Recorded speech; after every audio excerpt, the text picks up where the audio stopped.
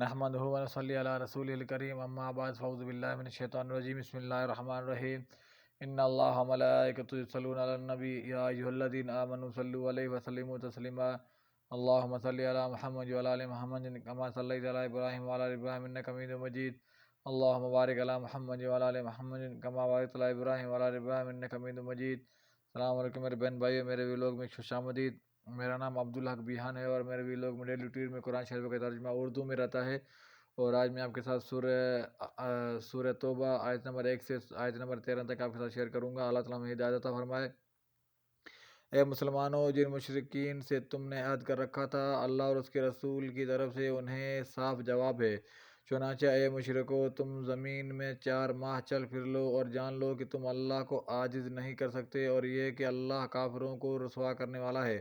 اور حج اکبر کے دن اللہ اور اس کے رسول کی جانب سے لوگوں کے لیے اعلان ہے کہ اللہ اور اس کے رسول مشرکوں سے بری الذمہ ہیں، لہذا اے مشرکو، اگر تم توبہ کر لو تو یہ تمہارے لیے بہتر ہے، اور اگر تم نے حق سے منہ موڑے رکھا تو جان لو کہ تم اللہ کو عاجز نہیں کر سکتے۔ اور اے نبی، آپ ان کافروں کو دردناک عذاب کی خبر سنا دیں۔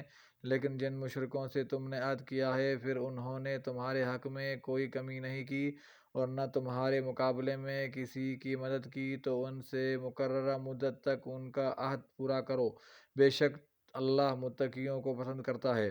پھر جب حرمت والے مہینے گزر جائیں تو تم مشرکین کو جہاں کہیں پاؤ قتل کر دو اور انہیں پکڑ لو اور ان کا محاصرہ کر لو، اور ہر گھات کی جگہ ان کی طاق میں بیٹھے رہو۔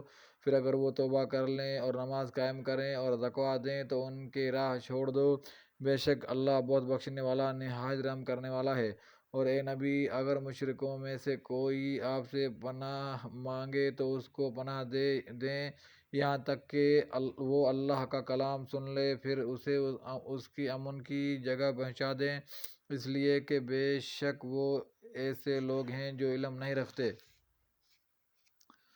بھلا مشرکوں کے لیے اللہ اور اس کے رسول کے نزدیک کوئی عہد کیوں کر ہو سکتا ہے، سوائے ان لوگوں کے جن سے تم نے مسجد حرام کے قریب عہد لیا تھا۔ پھر جب تک وہ تمہارے ساتھ سیدھے رہیں تم بھی ان کے ساتھ سیدھے رہو، بے شک اللہ متقیوں کو پسند کرتا ہے۔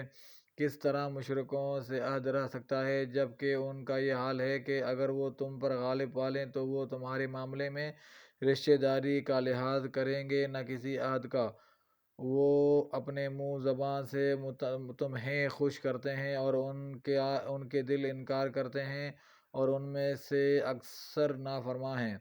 انہوں نے اللہ کی آیت کو تھوڑی سی قیمت پر بیچا، پھر لوگوں کو اس کے راستے سے روکا، بے شک برا ہے جو وہ کرتے ہیں۔ وہ کسی مومن کے معاملے میں رشتہ داری کا لحاظ کرتے ہیں، نہ کسی عہد کا، اور وہی لوگ حد سے گزرنے والے ہیں۔ پھر اگر وہ توبہ کر لیں اور نماز قائم کریں اور زکوٰۃ دیں تو وہ دین میں تمہارے بھائی ہیں، اور ہم اپنی نشانیاں ان لوگوں کے لیے تفصیل سے بیان کرتے ہیں جو علم رکھتے ہیں۔ اور اگر وہ اپنے عہد کے بعد اپنی قسموں کو توڑ ڈالیں اور تمہارے دین میں طعن کریں تو کفر کے ان سرداروں سے جنگ کرو، بے شک ان کی قسموں کا کوئی اعتبار نہیں، شاید کہ وہ باز آئیں۔ کیا تم ان لوگوں سے نہیں لڑو گے جنہوں نے اپنی قسمیں توڑ ڈالیں اور رسول کو مکہ سے نکالنے کا ارادہ کیا، اور انہوں نے ہی نے پہل تم سے لڑائی شروع کی؟